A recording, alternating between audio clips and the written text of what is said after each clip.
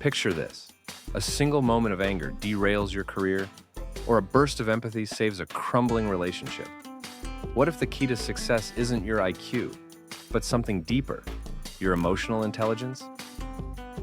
Daniel Goleman's Emotional Intelligence isn't just a book, it's a map to mastering your emotions and thriving in life. Let's dive into its soul. Imagine you're at work, and your boss snaps at you in front of everyone. Your heart races, your face flushes, and you're torn between shouting back or shrinking into silence. Ever been there?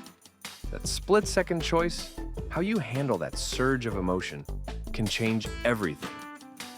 That's the core of Emotional Intelligence, Why It Can Matter More Than IQ, by Daniel Goleman. This book isn't about suppressing feelings or outsmarting everyone with raw intellect. It's about understanding the wild, messy, beautiful dance between your heart and your head and using it to live better. Goleman, a psychologist who spent years decoding the human mind for the New York Times, argues that emotional intelligence, EQ, matters more than IQ in shaping your success, relationships, and even health. Why? Because life isn't a math test. It's a series of human moments. Conflicts, connections, triumphs, and failures, where emotions call the shots. Let's unpack the book's big ideas through stories that hit home so you can feel why EQ is your secret weapon. The emotional brain, why we're wired to feel. Picture a prehistoric ancestor spotting a saber-toothed cat. Their brain doesn't pause to calculate the cat's speed or size. Instead, the amygdala, that tiny almond-shaped part of the brain Goleman calls the seat of all passion, screams, "Danger!" Blood surges, muscles tense, and they run. That's emotional intelligence at its rawest. Emotions driving action to keep us alive. Fast forward to today, and that same amygdala scans every situation. Your partner's frown, a coworker's snarky email, for threats or rewards. When it senses trouble, it can hijack your rational brain, making you lash out or freeze. Goleman tells us this isn't a flaw, it's evolution. Our emotions have been fine-tuned over 50,000 generations, long before our thinking brain, the neocortex, showed up. But here's the catch. In modern life, that ancient wiring can backfire. Ever snapped at someone you love, then regretted it? That's your amygdala running the show. Goleman's point is clear. Understanding this emotional brain is the first step to mastering it. What is emotional intelligence? So, what exactly is EQ? Goleman breaks it down into 5 skills that let you navigate life's emotional storms.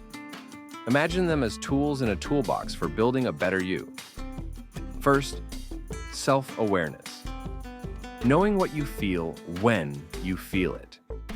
Picture a teenager, Jake, fuming because his friend ditched him. Instead of exploding, he pauses and thinks, "I'm angry because I feel betrayed." That moment of clarity shifts his brain from chaos to control, letting him choose his next move. Second, self-regulation. Handling those feelings so they don't wreck you. Jake could punch a wall or sulk for days, but instead, he takes a deep breath, maybe goes for a walk. Goleman says people who regulate emotions bounce back faster from setbacks. Think of them as emotional shock absorbers. Third, motivation. Channeling emotions toward goals. Ever met someone who keeps pushing forward even when life throws punches? That's not just grit, it's emotional fuel. Goleman shares stories of people who turn frustration into drive, like a student who fails a test but studies harder, not because of grades, but because they're hungry to grow. Fourth, empathy. Reading others' emotions. Imagine Sarah, a manager, noticing her team's slumped shoulders after a tough meeting. Instead of barking orders, she asks, "Hey, you guys okay?" That simple act builds trust, because empathy isn't just feeling for someone, it's feeling with them. Finally, social skills. Managing relationships smoothly.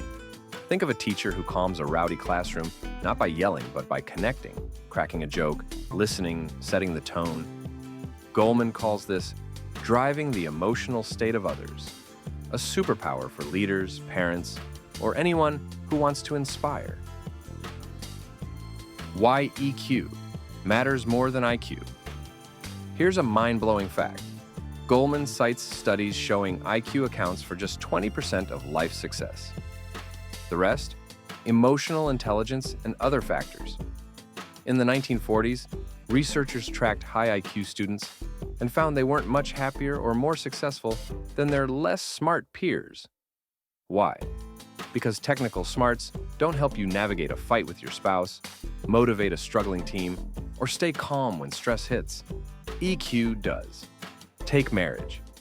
Goleman dives into research by Daniel Goleman, showing how EQ can make or break relationships. Couples with high EQ, those who listen, empathize, and manage conflict, stay together longer. In the 1890s, only 10% of American marriages ended in divorce. Today, it's closer to 50%. Why? Less social pressure to stay married means EQ is now the glue. When partners can't read or regulate emotions, small spats turn into emotional wildfires. At work, EQ is just as critical. Goleman shares how leaders with high EQ, those who inspire, empathize, and communicate, drive teams to outperform. Ever had a boss who made you feel seen? That's EQ in action. Meanwhile, low EQ workplaces breed blame, burnout, and chaos.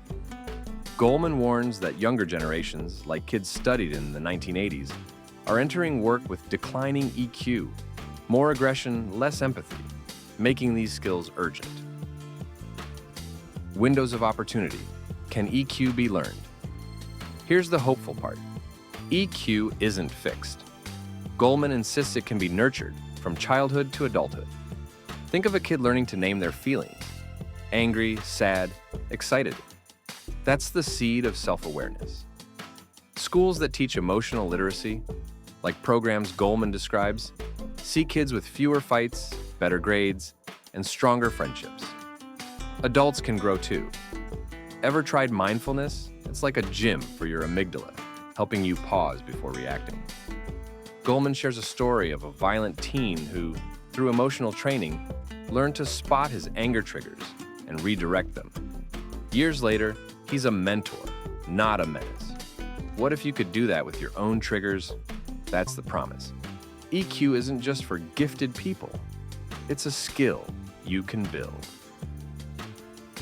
Emotional literacy, a global need. Goleman ends with a wake-up call. Emotional illiteracy is a crisis.